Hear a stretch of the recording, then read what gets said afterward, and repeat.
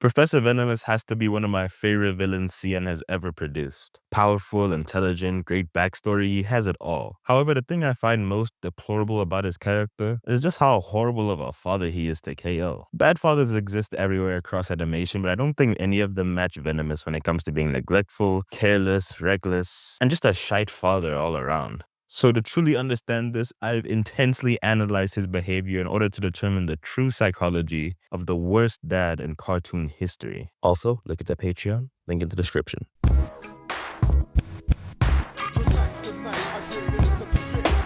He was once known as the hero Laser Blast, a member of Point, alongside two junior members in Silver Spark and Elbow. Both of them go on to be Carol and Gar respectively. Laser Blast is shown to have a cool and calm demeanor, much like the villain he would later become. It's also pretty clear from the episode Glory Days that Laser definitely had a liking to Carol, and vice versa.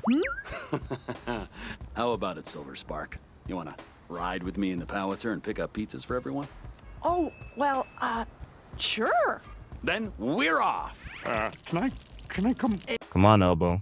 You're folding. In the episode Let's Take a Moment, Mr. Gar and Carol have a flashback to their former Point days, where it's not only revealed that Laser Blast and Silver were indeed dating, but Elbow also had feelings for Silver. In other news, Dr. Greyman informs the team that he found globes in a secret lair belonging to an unknown villain. However, not aware of the dangerous power of the globes, he fucks around and gets his powers removed. My powers! How is that possible? This is the first hint we get that something is up with Laser Blast. First, he suggests that they should study the orbs to use them against their foes, which Foxtail shuts down immediately, suggesting that doing this would be crossing some sort of ethical line for heroes. Then he, Silver, and Elbow track down the lair, and he insists that he should go alone despite the dangerous circumstances. Trust me, I'll be fine. It's not like I'm gonna croak. Come on. So yeah, for the next 6 to 11 years, everybody thinks that Laser Blast died in a freak accident. Everybody moves on with their lives and he sort of becomes a folklore legend. But hang on, why do I feel like I've seen the numbers 6 to 11 years before? The episode Big Reveal is exactly what the title suggests. After dealing with the various challenges of not knowing who his dad is and having Mr. Gar act as his father figure, he finally finds out that Laser Blast is indeed his dad.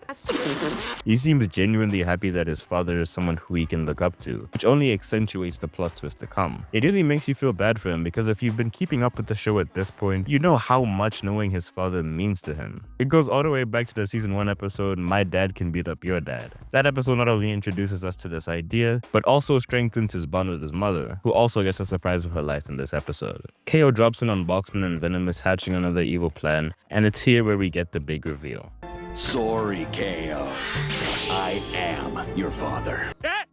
He said it! He said it! Venomous reveals what really happened on the night he disappeared and why he took on the role of Professor Venomous. He always struggled with the sense of worth in the team. He didn't think the powers that he had were strong enough and he wanted more. So after discovering globes and what they could do for him, he tried to figure out how to gain more power by using them. Of course, in the episode Let's Take a Moment, this is shown to backfire, as he tries to get rid of any evidence of him working on the globes that packed up gray matter. He didn't actually die in that explosion, however. He survived, albeit with his powers gone.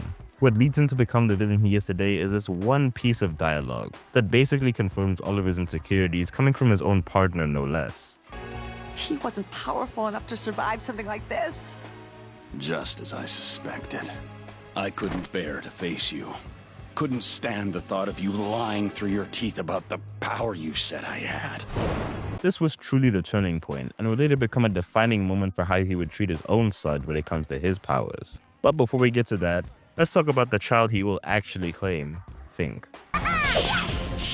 Boss, you're out of your meeting. You want to play some videos game with me?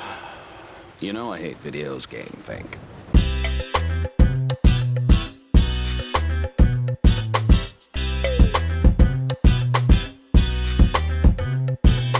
Fink is Venomous's minion, who is shown to be extremely possessive of him and looks up to him greatly. She'll do anything to please him, and constantly needs some form of attention and admiration from PV.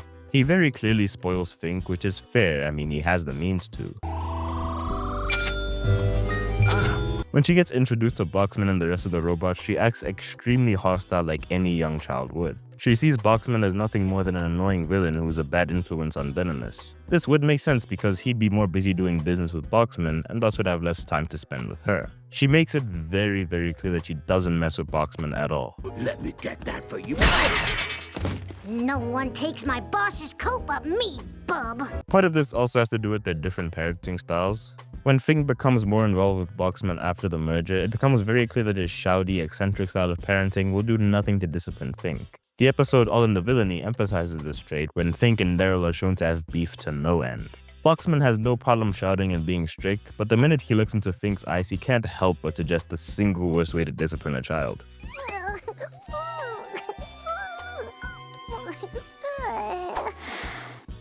You get them presents. Yeah, not exactly what I'd call great parenting. While he does clearly love Fink, there are a fair amount of times where he simply doesn't want to deal with her high energy shenanigans. Like in the episode KO vs Fink, where after attempting to beat up KO and getting packed up, all she wants to do is hang out with PV.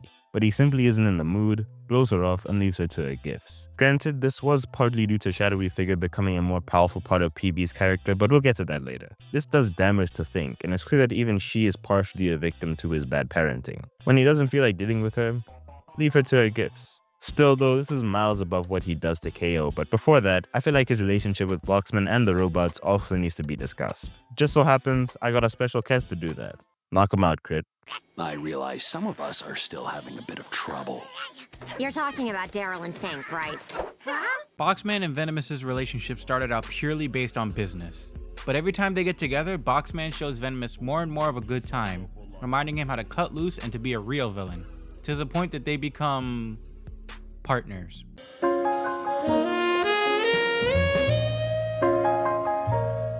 In business. Who are we kidding?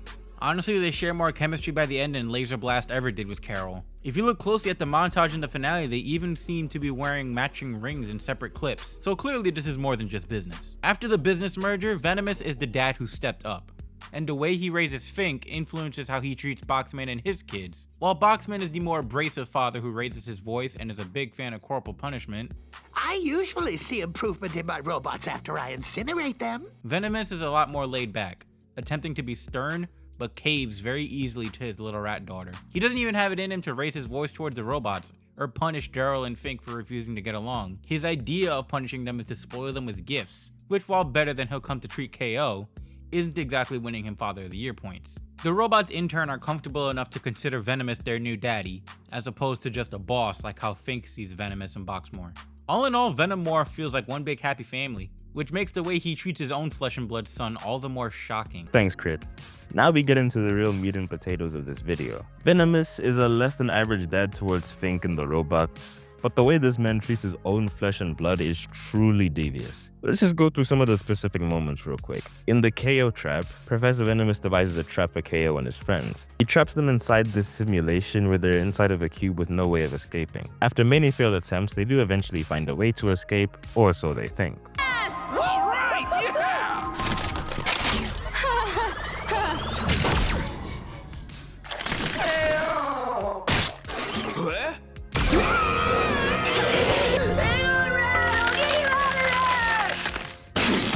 The situation becomes so much more real once you realize that they can actually die in this scenario. Seeing KO deadass almost have a panic attack was so surreal to see. Thankfully, that was also just a mind game by Venomous, who created clones of all of them just to mess with them even more.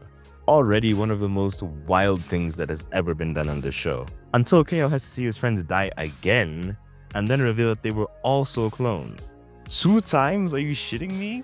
Golly, give this nigga a break.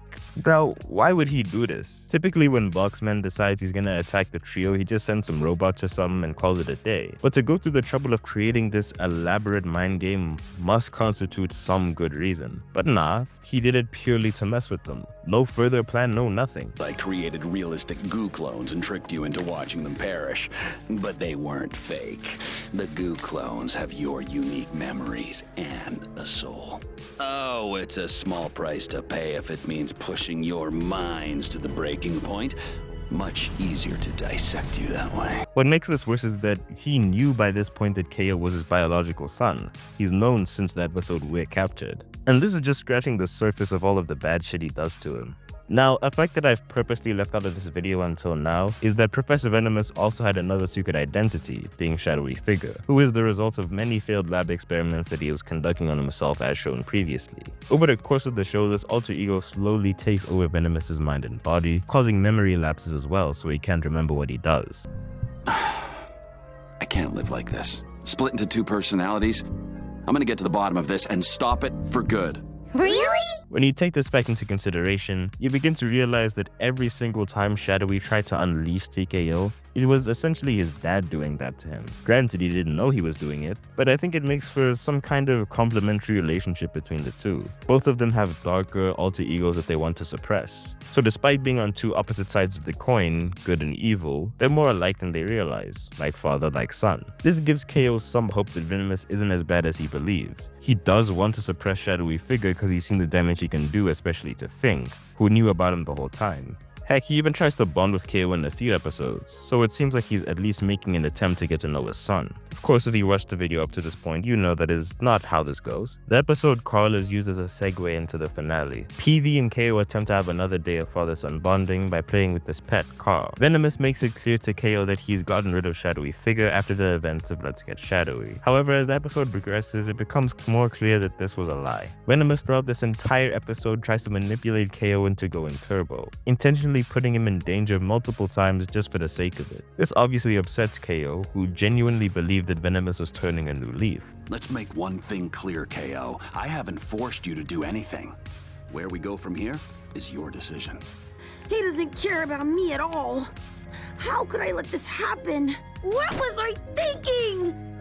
This is all my fault. He finally sees that his dad never really cared for him. This breaks him, and is essentially the straw that breaks the camel's back as TKO returns, who lets him know how dumb he was for even trusting Professor Venomous in the first place. And it's here where Shadowy Venomous and TKO become the father-son duo that KO and Venomous never became. All of the destruction that comes in the finale could have been avoided entirely if Venomous wasn't the worse father than Drake. Heck, after the events of Let's Fight to the End, we don't see them interact again. As Crit mentioned, we see Venomous and Boxman cheering for Fink at a gaming tournament, but nothing for KO and Venomous. Maybe we could have seen something if the series wasn't cut short by CN. I'm still upset about that, by the way. So that's gonna do it for this video. Big thank you to Crit for hopping on this video. Check out his channel, he makes some great stuff. Let me know if you think Venomous is the worst dad in cartoon history as well. I want to see what other options could be thrown out there. As always, subscribe to the Patreon if you're so inclined. Have a good day, and take care.